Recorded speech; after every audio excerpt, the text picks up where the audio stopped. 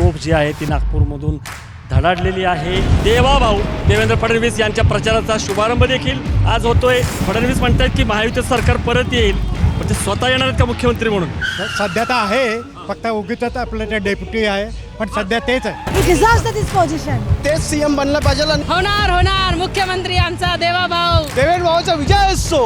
कुठले भिडू येणार या निवडणुकीमध्ये निवडून? बिलकुल येणार, आल्याशिवाय राहणार नाही। देवेंद्र आगे बढ़ो, हम तुम्हारे साथ हैं। नुसतं जिंकण्याचं नाही, मॅक्झिमम लीडनी जिंकून यायला पाहिजे। गुडदे येणार प्रफुल्ल वाटत तर नाही। हो, अगदी जो उभा राहतो तो जिंकतोच। नागपूर काय पूर्ण महाराष्ट्रात साहेबांचं वातावरण आहे। देवा भाऊ लाडके भाऊ आहे। योजनेचं काय आत्ता 4-5 महिन्यामध्ये सेटिंग झालेलं आहे, त्याच्यामुळे त्याच्यावर झालेला खर्च खूप जास्त दिसून राहिलेला आहे। देणाऱ्याचं मन बघावा, किती देते ते नाही बघायचा। बहीण योजना ही मला काही खूपशी आवडलेली नाही। तर आधीच्या कंपॅरिझनमध्ये महागाई काहीच वाढली नाही। भारतीय जनता पार्टीने फोडाफोडी केलीच नाही। अजित पवारला शरद पवारने फोडलाय। ब्राह्मण माणूस राहील तिथे त्या पोस्टवर, त्याला टार्गेटच केलं जाणार आहे, हे सर्व श्रुतच आहे। जरांगेचं कालचं स्टेटमेंट बघावं तुम्ही, लाज वाटायला पाहिजे। म्हणजे का तू जातीवर इलेक्शन लढतो का? दाढीवाल्याला बाजूने बसवलं होतं। जरांगेने पहिले स्वतःचं वजन वाढवा। भारतीय जनता पार्टी महायुती 1/3 मेजॉरिटीनं महाराष्ट्रामध्ये 23 तारखेला येणार। मी पुन्हा येईल असं म्हणणारे देवेंद्र फडणवीस मुख्यमंत्री म्हणून पुन्हा येतील का? नमस्कार, बोलबिडूच्या हवा कुणाची मध्ये आपलं स्वागत। बोलबिडू पोचले विदर्भामध्ये, नागपूरमध्ये, आणि नागपूरमध्ये देवा भाऊ देवेंद्र फडणवीस यांच्या प्रचाराचा शुभारंभ देखील आज होतोय। एक रॅली निघालेली आहे आणि या रॅलीमध्ये कार्यकर्ते जे आहेत ते मोठ्या संख्येने सहभागी झालेले आहेत। आपण हा सगळा जो कार्यकर्त्यांचा मूड आहे, जल्लोष आहे, तोही आपण दाखवणार आहोत आणि कार्यकर्त्यांच्या आणि लोकांच्या भावना जाणून घेणार आहोत। कारण मी पुन्हा येईन असं म्हणणारे देवेंद्र फडणवीस मुख्यमंत्री म्हणून पुन्हा येतील का? महायुती सरकार येईल असं म्हणतात ते, त्याचा आपण एक लेखाजोखा घेणार आहोत। पहिल्यांदा आपण दृश्य बघूयात। मोठ्या संख्येने तरुणांचा आणि विशेष करून महिलांचा सहभाग जो आहे तो याच्यामध्ये आहे। इथं चौकामध्ये कार्यकर्ते फुलं घेऊन उभे आहेत आणि पुष्पवृष्टी देखील देवेंद्र फडणवीस यांच्यावरती करण्यात येते आहे। हळूहळू रॅलीच्या जे पुढचे युवक आहेत ते इथं पोचताना दिसत आहेत। रॅली पण इथं पोचेल। आपण आता लोकांशी बोलायला सुरुवात करूयात। इथं घेऊयात। नमस्कार। मोठा उत्साह आहे देवेंद्र फडणवीस यांचा। हो, फडणवीस म्हणतात की महायुतीचं सरकार परत येईल, पण ते स्वतः येणार आहेत का मुख्यमंत्री म्हणून? आता आमचं एवढंच म्हणणं आहे की देवेंद्र फडणवीस साहेबांना आमचं पूर्ण मत राहील। आम्ही सगळे यंग जनरेशन पूर्ण त्यांच्यासोबत आहोत। आमची इच्छा आहे की तेच सीएम बनलं पाहिजे आणि ही सरकार पुन्हा वापस आले पाहिजे, कारण डेव्हलपमेंटचे काम पूर्ण झाले पाहिजे आणि प्रगती महाराष्ट्राची पुढे वाढली पाहिजे। देवेंद्र भाऊचा विजय असो। देवेंद्र फडणवीस हे 6व्यांदा आता उतरलेले आहेत। विजयाचा षटकार मारतील किंवा पुनर्रचनेनंतर 4थ्यांदा किंवा चौकार मारतील। लीड जास्त असेल का गेल्या वेळेपेक्षा? का प्रफुल्ल गुडदेंनी जे काँग्रेस एक समीकरण जुळवलेलं आहे जातीचं, त्याच्यामध्ये अडकणार? काय त्यांचं जे काम आहे त्या कामावरून आम्हाला असं वाटत आहे की त्यांचा जास्त मतांनी यावेळी ते चुनून येणार आहेत असं आमचं मत आहे। मुख्यमंत्री होणार का? हो, पक्का होणार 100% होणार। बघा, रेकॉर्ड सगळे मोडणार आणि मुख्यमंत्री होणार म्हणतायत। महिलांचा सहभाग खूप दिसतोय, उत्साह आहे याच्यामध्ये। काय वाटतं एकंदरीत यावेळेस देवेंद्र फडणवीस बद्दल? आमचे देवेंद्र भाऊ यावेळेला नक्की निवडून येतील, ही आम्हाला खात्री आहे। कारण त्यांनी काम असे केलेले आहेत की जी लाडकी बहीण योजना आहे त्या योजनेमुळे तर बहिणी अगदी देवेंद्र भाऊंना वोट करतीलच ही आम्हाला खात्री आहे। म्हणजे देवा भाऊ हेच लाडके भाऊ आहेत, कारण तिकडं अजितदादा पण गुलाबी जॅकेट घालून आहेत, एकनाथ शिंदे पण आहेत। देवा भाऊ लाडके भाऊ आहे। देवा भाऊ लाडके भाऊ आहेत। लाड़की बहन के वजह से ही हर घर में हर महिला को हर महीने 1500 रुपये मिल रहे हैं। उनको काम करने की गरज नहीं है, सिर्फ देवेंद्र भैया के वजह से। तो उनके काम के अनगिनत है, अनगिनत, जिनकी जितनी तारीफ किया उतना कम है। Thank you. लेकिन क्या मुख्यमंत्री बनेंगे क्या वो? Yes, of course, definitely he deserves this position, definitely. तो मतलब लाडक्या बहिणी ज्या आहेत त्यांचा लाडका भाऊ हा देवा भाऊ आहे असं यांचं म्हणणं आहे। पण मला खरं सांगा, जरी 1500 रुपये देत असले तरी महागाई खूप वाढलेली आहे। तेलाचा डबा वाढलाय, तुरडाळ वाढली, गॅस वाढलाय। बघा, देणाऱ्याचं मन बघावा, किती देते ते नाही बघायचा। आणि आमचे दक्षिण पश्चिमचे एकच भाऊ देवा भाऊ, सर्व लाडकी बहिणींचे एकच भाऊ देवा भाऊ। बघा मोठ्या प्रमाणामध्ये तरुणी आहेत त्या इथं सहभागी आहेत आणि रॅली जी आहे ती निघालेली आहे. देवेंद्र फडणवीस जे आहेत ते आता आपल्याला दिसत आहेत. आपण तिकडं जाऊयात आपण आता बघायला. देवेंद्र फडणवीस देवाभाऊ यांची ही रॅली आहे आणि या रॅलीमध्ये सहभागी होण्यासाठी मोठ्या संख्येने तरुण कार्यकर्ते विशेषतः महिला ज्या आहेत त्या आलेल्या आहेत. आपण बघतोय खुद्द देवेंद्र फडणवीस जे आहेत ते या सगळ्या लोकांना भेटत आहेत, त्यांचा आशीर्वाद घेत आहेत आणि त्यांची जी रॅली आहे ती उत्साहात सुरू आहे. आपण आणखीन काही लोकांसोबत बोलणार आहोत. बघा ह्याचं लाईव्ह चित्रीकरण करण्यासाठी सुद्धा मीडियाचे जे वेगवेगळे क्रू आहेत त्यांच्यासाठी ही पण व्यवस्था केलेली आहे आणि लोकांना विश्वास आहे की देवेंद्र फडणवीस जे आहेत ते पुन्हा येतील, ते पुन्हा मुख्यमंत्री पण होतील. आणि आपण बघतोय ही जी रॅली आहे. आपण आता जरा लोकांच्या प्रतिक्रिया घेऊयात कारण इथं रॅली जाताना या रॅलीवरती पुष्पवृष्टी करण्यासाठी पण सामान्य देवाभाऊ येणार का परत? बिलकुल येणार, आल्याशिवाय राहणार नाही. देवेंद्र दादा राजा आहे नागपूरचा, महाराष्ट्राचा. आणि मुख्यमंत्री पण होणार. होणार मुख्यमंत्री आमचा देवाभाऊ. देवाभाऊच येणार परत आणि देवाभाऊ मुख्यमंत्री होणार अशी अपेक्षा व्यक्त करतायत. या रॅलीला प्रतिसाद मिळतोय. काय वाटतं एकंदरीत देवेंद्र भाऊचीच हवा आहे का फक्त इथं? हो त्यांचीच हवा आहे. तेच येणार तेच येणार. का गुडदे येणार प्रफुल्ल? वाटत तर नाही. वाटत नाही. का बरं वाटतंय देवेंद्र फडणवीस येतील? फॅन फॉलोइंग खूप आहे यांची. फॅन फॉलोइंग खूप आहे. फॅन फॉलोइंग खूप आहे. हो. आणि मुख्यमंत्री होणार का? आता ते नंतर मीटिंगमध्ये माहीत पडेल. ते नंतर तर ठीक आहे, हरकत नाही, मीटिंगमध्ये माहीत पडेल. ठीक आहे. आपण ही जी रॅली आहे त्या रॅलीमध्ये जे सहभागी आहेत त्यांच्याशी आपण बोलतोच आहोत. पण पुढं जाऊन आपण थोडं सामान्य नागरिकांशी पण बोलूयात की जे दुतर्फा उभा राहून त्यांच्यावरती पुष्पवृष्टी करतायत. मी जसं म्हटलं असतं बोल भिडू देवेंद्र आगे बढ़ो हम तुम्हारे साथ है. कुठले भिडू येणार या निवडणुकीमध्ये निवडून? देवेंद्र फडणवीस, फक्त एकच देवेंद्र फडणवीस, एकच फक्त देवेंद्र फडणवीस, फक्त देवाभाऊ. बघा इथं सूचकपणे सांगितलं जातं की जरी अजित पवार, एकनाथ शिंदे हे जरी लाडके भाऊ असले तरी एकच लाडका देवाभाऊ आहे. आपण आता इथं जे नागरिक आहेत त्या नागरिकांशी बोलूयात. आपण या ठिकाणी आलेले आहेत. नमस्कार. भेटले का देवेंद्र फडणवीस? हो भेटले ना. काय तुम्ही काय फुलं वगैरे उधळली, स्वागत केलं? हो खूप चांगल्या काय पद्धतीने वातावरण एकंदरीत कसं आहे? फक्त देवेंद्र फडणवीस साहेबांचंच वातावरण आहे आणि नागपूर काय पूर्ण महाराष्ट्रातच साहेबांचं वातावरण आहे. हो एकंदरीत यावेळेस वातावरण कसं आहे? कारण लोक थोडं थांबूया आपण.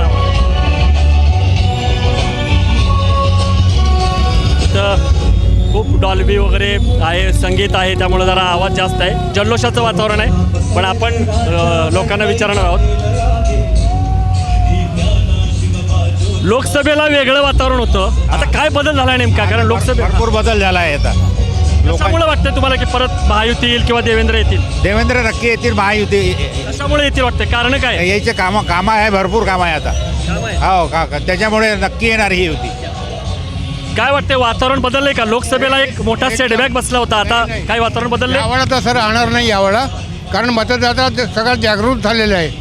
मागच्या वेळा वोटिंग पर्सेंटेज फार कमी होतं, यावेळा इतकं प्रपोगंडा केला गेलेला आहे आणि लोकांना त्याची जाणीव झालेली आहे. त्याच्यामुळे संपूर्ण मतदाता हे मतदाराला जातील आणि मॅक्सिमम वोट्स ते BJPलाच पडतील याची खात्री आहे आम्हाला.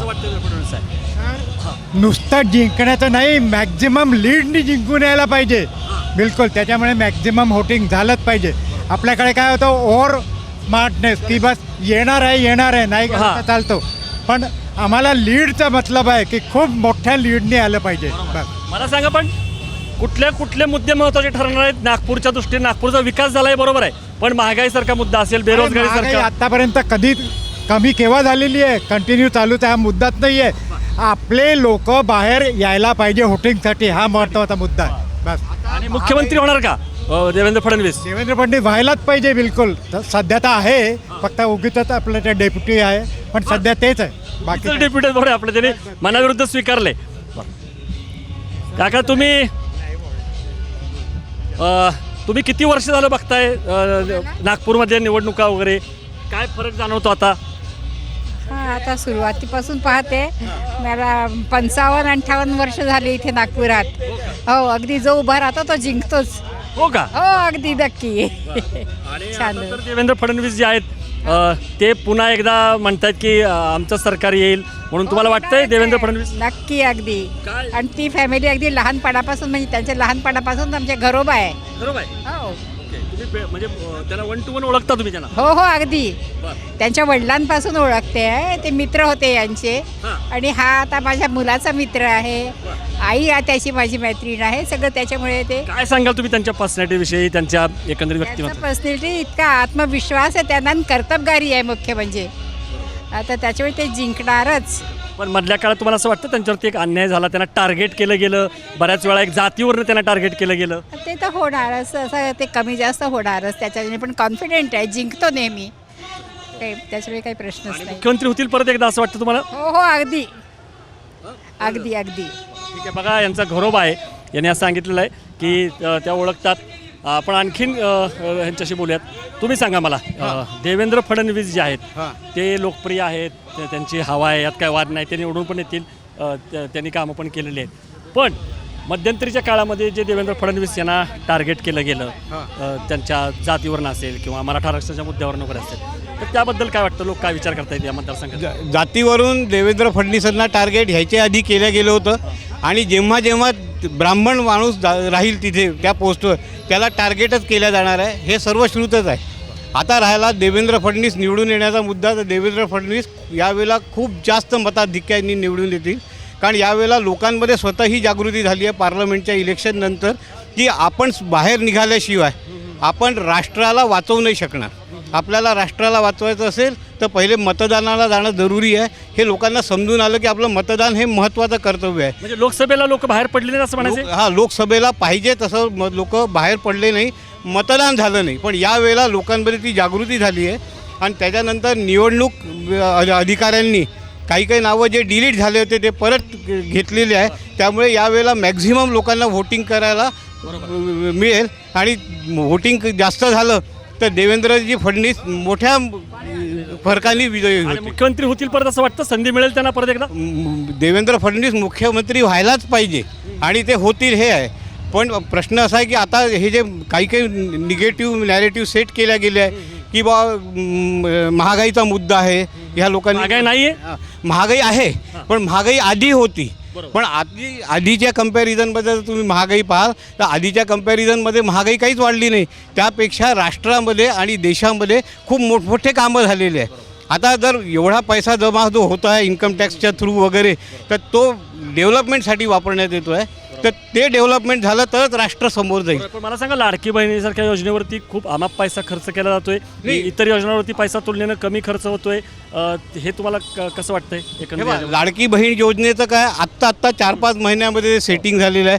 त्याच्यामुळे त्याच्यावर झालेला खर्च खूप जास्त दिसून राहिलेला आहे. पण ह्याच्या आधी ह्याच्या अशा कितीतरी योजना होता ज्याच्यामध्ये अमाप खर्च केला गेला, पण त्या आल्या नाही. लाडकी बहीण योजना ह्या सरकारने सुरू केली म्हणून त्याला काहीतरी निगेटिव्ह द्यायचं म्हणून लोकांनी लाडकी बहीण योजनेला विरोध केलेला होता.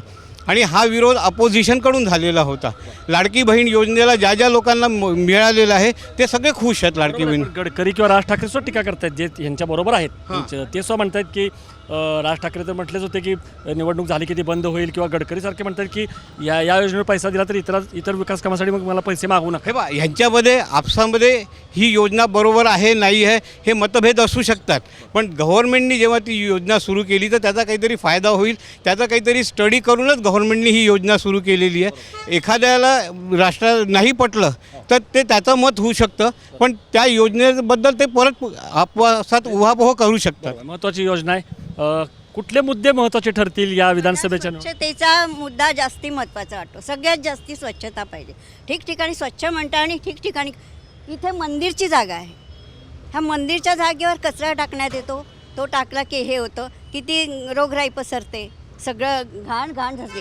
दारूचे अड्डे चालतात तिथे. हे सगळं बंद व्हायला पाहिजे. बाकी तर योजना तुम्ही रागवता, ठीक आहे. ही बहीण योजनाही मला काही खूपशी आवडलेली नाही आहे. त्याच्या व्यतिरिक्तही अजून पुष्कळसे कामं आहेत की ते झाले पाहिजे. लोकोपयोगी लोकांच्या जिव्हाळ्याचे जे प्रश्न आहेत ते मुद्दे आहेत. पर्यावरणाचा प्रश्न आहे, प्रदूषणाचा. कॉर्पोरेशनचे कामगार वाढवले पाहिजे. स्वच्छतेसाठी ते आवश्यक आहे. त्या काहीच नाही होत. आपलंच सरकार आहे. मी BJPचीच आहे, प्रश्नच नाही आहे. पण काही मनातल्या गोष्टी असतात. रस्ते आहे, ठीक आहे, रस्ते होणार, ठीक आहे. पण मेन म्हणजे ते दारू आणि स्वच्छता. सगळ्या ठिकाणची जिथे राहावं तिथे कचऱ्याचे ढीग पडलेले असतात. लोकही त्याला कारणीभूत असतात. ते काय मला हे नाही म्हणा, पण याकडे पण लक्ष दिलं पाहिजे. आणि काय वाटतं आणि हे सरकार चांगलं करते आहे. खूपशा योजना चांगल्या आहे यांच्या आणि त्या राबवल्या गेल्या पाहिजे. पण त्या नीट राबवल्या गेल्या पाहिजे, बस बाकी काही नाही. लाडकी बहिणीचा पण उल्लेख केला, बरोबर आहे. योजना चांगली आहे पण फारशी आवडलेली नाही. पण ज्यांना नको तेही फायदा घेतात. तो एक मुद्दा महत्त्वाचा आहे. कारण ती योजना खूपच चांगली आहे. पण जे गरीब आहेत, ज्यांना ती त्याची योजना व्यवस्थित झाली पाहिजे. बाकी काही छान पद्धतीने सांगितलं. बघा, त्या BJPच आहेत, परंतु मुद्दे आहेत. महत्त्वाचं ह्यांनी सांगितलं की हे ठीक आहे, परंतु लोकांच्या जिव्हाळ्याचे जे प्रश्न आहेत त्याकडे पण लक्ष दिलं पाहिजे. रस्ते असतील, पाणी, सुरक्षितता असेल, गुन्हेगारांचे अड्डे, दारूचे अड्डे. तुम्हाला वाटतं की हे सगळे प्रश्न या निवडणुकीमध्ये ॲड्रेस होतील? या निवडणुकीमध्ये हे तर लोकल मुद्दे आहे, हे रनिंगमध्ये आहे, हे चालूच राहणार आहे. हे कोणतं सरकार आलं तरी लोकांनी जर त्याच्या घरातला कचरा रोडवर आणून टाकला त्याला सरकार जबाबदार राहत नाही. स्वयंशिस्त पण महत्त्वाची. लोकांना स्वयंशिस्त जरुरी आहे, पण त्याचा जो भार टाकला जातो तो सरकारवर टाकला जातो. लोक टाकतात स्वतः कचरा. त्यामुळे ही लोकांची जबाबदारी आहे की त्यांनी आपले एरिया स्वच्छ ठेवला पाहिजे. त्याचा या निवडणुकीवर मला नाही वाटत काही परिणाम होईल. सुरक्षितता परिणाम होणार त्याचा काही, पण ह्या मनातल्या काही गोष्टी आहेत त्या बोलल्या गेल्या पाहिजे असं आहे. कारण मी तर त्याच्यात 10 वर्ष मी काम केलेलं आहे, मला ते माहिती आहे सगळं. पण ह्या गोष्टीकडे आणि महिलांच्या सुरक्षेचा पण मुद्दा महत्त्वाचा आहे. कारण फडणवीस हे गृहमंत्री पण आहेत. त्या योजना बहुतेक सगळ्या चांगल्या आहेत. सुरक्षिततेच्या दृष्टीने पण बऱ्याच योजना उचलल्या गेलेल्या आहे, नाही असं नाही. पण हा एक जिव्हाळ्याचा प्रश्न आहे महिलांच्या की तेच. आणि महिलांनी पण म्हणजे माणसांनी पण सहाय्य करायला पाहिजे. हे म्हणतात ते बरोबर आहे अगदी. पण लाडक्या बहिणी सुरक्षित आहेत का? फडणवीस हे गृहमंत्री पण आहेत. या महाराष्ट्रामध्ये सुरक्षित आहे. तुम्ही जर आमच्या नागपूरचा विचार केला असेल तर तुम्हाला 11 वाजता रात्री सगळ्या मुली रोडवर दिसतात. मुली जे नाईट जॉब करणं घरी जातात त्या सगळ्या सुरक्षित असतात. कोणाच्याही मनात भीतीची भावना राहत नाही. त्यांना माहिती की रोडवर जागोजागी CCTV कॅमेरे लागलेले आहे. त्यामुळे गुन्हेगारी बऱ्याच प्रमाणामध्ये कंट्रोलमध्ये आलेली आहे. संपली आहे असं तर आपण म्हणू शकत नाही, कारण की तो मानसिक विकृतीचा परिणाम असतो. जिथे एखादी घटना घडते त्या ठिकाणी तो माणूस विकृत असतो, त्यामुळे तशी घटना घडते. पण त्याचा काही सरकारशी किंवा या देशाच्या या महाराष्ट्राच्या असुरक्षिततेचे संबंध राहत नाही. त्यामुळे इथे महिला सुरक्षित आहे, लाडक्या बहिणी सगळ्या सुरक्षित आहे. त्या देवेंद्र भाऊवर, या महाराष्ट्र शासनावर, मुख्यमंत्र्यांवर प्रेम करत आहे. त्याचा परिणाम तुम्हाला या इलेक्शनमध्ये त्या दाखवून देतील नक्की. तुम्ही काय सांगाल? एकंदरीत लोकसभेचं म्हणतात की वातावरण वेगळं होतं, लोक बाहेर पण पडले नाहीत. पण एक अशी चर्चा सुरू आहे की जी फोडाफोडी झाली महाराष्ट्रामध्ये, 2 पक्ष फोडले. म्हणजे फडणवीस पण म्हटले की मी 2 पक्ष फोडून आलो आहे. शिंदेंपुरतं ठीक होतं, शिवसेना आहे नॅचरल, परंतु अजित पवारांना घ्यायची गरज नव्हती. अजित पवारांवरती भ्रष्टाचाराचे घोटाळ्याचे आरोप खुद्द मोदींनी किंवा खुद्द फडणवीसांनी पण केले होते, किंवा अशोक चव्हाणांना घ्यायची गरज नव्हती, असं एक होतं. ह्याच्यामुळं जे भाजपचे मतदार आहेत, कार्यकर्ते आहेत, ते पण दुरावले, दुखावले. हे तुम्हाला पटतं का? बघा, तुम्ही लोकसभेचं मला विचारला. लोकसभेमध्ये विरोधी पक्षांनी फेक निगेटिव्ह जे चालू केलं होतं ते नागरिकांच्या देशाच्या लक्षात आलं. काही प्रमाणामध्ये पर्सेंट ऑफ व्होटमध्ये लॉस झाला, पण त्याच्यानंतर फेक निगेटिव्हला आम्ही प्रयत्न केले. बरं, ते नरेटिव्ह बदललं नाही. माझा प्रश्न असा आहे की वाजपेयी असं म्हणायचे की माझी सत्ता आली नाही तरी चालेल, पण मी फोडाफोडी करणार नाही. आता वाजपेयींची भाजप राहिलेली नाही आहे. आता फोडाफोडी ऑपरेशन लोटसशिवाय सत्ताच येऊ शकत नाही. वाजपेयी साहेबांनी जे म्हटलं तसंच चालू आहे. भारतीय जनता पार्टीने फोडाफोडी केलीच नाही. सेना ऑलरेडी BJP सोबतच आहे 30 वर्षापासून. राहिला मुद्दा अजित पवारचा. अजित पवारला आम्ही फोडलंच नाही. अजित पवारला शरद पवारने फोडला आहे. म्हणून अजित पवारला स्कोप नव्हता तर बी जे पीत आले. आम्ही कशाला फोडणार? भारतीय जनता पार्टीची 5 वर्ष सत्ता होती, आता परत आहे, परत राहणार आहे. याच्यात काहीच विषय नाही. आणि पूर्ण ताकदीनिशी आम्ही लागलो. आमचा एजेंडा ओनली विकास आहे. आम्ही समाजाचं राजकारण नाही करत, जातीवादीचं राजकारण नाही करत. तो जरांगे बसला, जरांगेचं कालचं स्टेटमेंट बघावं तुम्ही, लाज वाटायला पाहिजे. जातीवर, एका जातीवर इलेक्शन लढल्या जात नाही म्हणून मी माघार घेतो. म्हणजे का तू जातीवर इलेक्शन लढतो का? मग रोड कोण बनवेल? देशाची GDP कोण वाढवेल? महिलाला सुरक्षा कोण देईल? अगर एका जातीवर जर तुम्ही मागता, याचा अर्थ काय झाला? याचा अर्थ तुम्हाला पॉलिटिकली प्रेशर आहे ना, सपोर्ट आहे का? तुम्ही सांगा का बा एका जातीवर इलेक्शन, एक दाढीवाल्याला बाजूनं बसवलं होतं, त्यांनी सपोर्ट नाही केला. काँग्रेस पार्टीचे हे मुद्दे आहे. आमच्या नेत्याचे आम्हाला सांगितलं, आमचे संस्कार आहे. आम्ही पूर्ण लोक विकासावर लढत आहोत, मुद्द्यावर लढत, समाजसेवेवर लढत आहोत. पण आता जे जरांगेने माघार घेतलेली आहे, तुम्ही जसं म्हणाला की एका जातीवर लढणार आहे, त्याचा काय फरक पडणार आहे आता याच्यामध्ये? कारण कोणी असं म्हणते की उलट जरांगे आता पाडापाडीचं राजकारण करतील आणि त्यांचं टार्गेट तर माहितीच आहे, भुजबळ आणि फडणवीस. त्यामुळं त्याचा जो तोटा आहे तो महायुतीला किंवा भाजपला होईल आणि फायदा जो आहे तो महाविकास आघाडीला होईल. माझं एवढं मत आहे साहेब, जरांगेने पहिले स्वतःचं वजन वाढवावं. तब्येत खराब होते ना, 25 किलो त्याचं वजन आहे, कमी 60-70 पाहिजे हाईटनुसार. जरांगेच्या लक्षात आलं मराठा त्यांच्यासोबत नाही आहे, म्हणून त्यांनी जातीचा फॅक्टर फेकला का एका जातीवर इलेक्शन नाही लढल्या जात. हे तो चूक बोलत आहे. त्याला माहीत पडलं की आता भारतीय जनता पार्टीसोबत मराठा खंबीरपणे उभे आहे आणि मराठ्यांना काही देणं घेणं नाही. मला एक सांगा ना, 25 वर्ष तर मराठाच मुख्यमंत्री होते ना महाराष्ट्राचे, तेव्हा का आरक्षण नाही दिलं? आणि तेव्हा जरांगे झोपला होता काय? तुम्ही सांगतो जरांगे लहान असेल 25 वर्ष आधी, पण आता छोटा असेल ना तो. पण आता काय, फक्त विषय राजकारणी आहे. काही मराठ्याचा आंदोलनाचा विषय, मराठ्याला आंदोलन दिलं ना देवेंद्रजीनं 10%, जे मिळतो ते देवेंद्रजी ओपन कास्टला बी 10% दिला आहे. पण ओबीसीत बसवा, ओबीसीत बसवा. काही मराठा म्हणते आम्ही कुणबी नाही आहो, आम्ही लढवई आहो म्हणते, शिवाजी महाराजाची तलवार दाखवते. मग तुम्हाला कुणबी नाही पाहिजे ना, मग कुणबीचं प्रमाणपत्र का मागत आहे? हा जरांगेनं आमचा प्रश्न आहे. जरांगेच्या पायाखालची जमीन हल्ली म्हणून त्यांनी जातीचं नाव काढ खेळून त्यांनी माघार घेतली. दुसरा काही विषय नाही. भारतीय जनता पार्टी महायुती 1/3 मेजॉरिटीनं महाराष्ट्रामध्ये 23 तारखेला येणार आहे. आपण बघितलं देवेंद्र फडणवीस यांची तोफ जी आहे ती नागपूरमधून धडाडलेली आहे. यावेळेस ते मी पुन्हा येईन असं म्हणत नसतं तरी महायुती पुन्हा सत्तेमध्ये येईल. परंतु देवेंद्र फडणवीस यांचे चाहते असतील किंवा त्यांचे कार्यकर्ते असतील, त्यांचे समर्थक, यांना असं वाटतं की 75,000 पेक्षा अधिक लीडनी देवेंद्र फडणवीस जे आहेत ते निवडून येतील. आणि जातीवर जर त्यांना टार्गेट केलं असलं तरी विकासाच्या मुद्द्यावर ते निवडून येतील. आणि बहुसंख्य लोकांची अशी इच्छा आहे की पुन्हा एकदा ते मुख्यमंत्री व्हावेत. बघूयात आपण. पण देवेंद्र फडणवीस यांच्या प्रचाराच्या शुभारंभामधली हवा कोणाची हे आपण बघितलं. अर्थात इथं त्यांच्या बाजूने बोलणारे लोक जास्त होते, कारण ही रॅलीच होती समर्थनाची. परंतु काही नागरिक यांनी लाडकी बहीण योजना ती पण कशी, त्याला मर्यादा आहेत किंवा सुरक्षितता किती महत्त्वाची आहे, पर्यावरणाचे मुद्दे किती महत्त्वाचे आहेत, हेही मुद्दे मांडले. तुम्हाला या नागरिकांची मतं पटली का? त्यांच्या भूमिका आवडल्या का? तुमच्या प्रतिक्रिया तुम्ही कळवा आणि बघत राहा हवा कोणाची. बोल भेटू.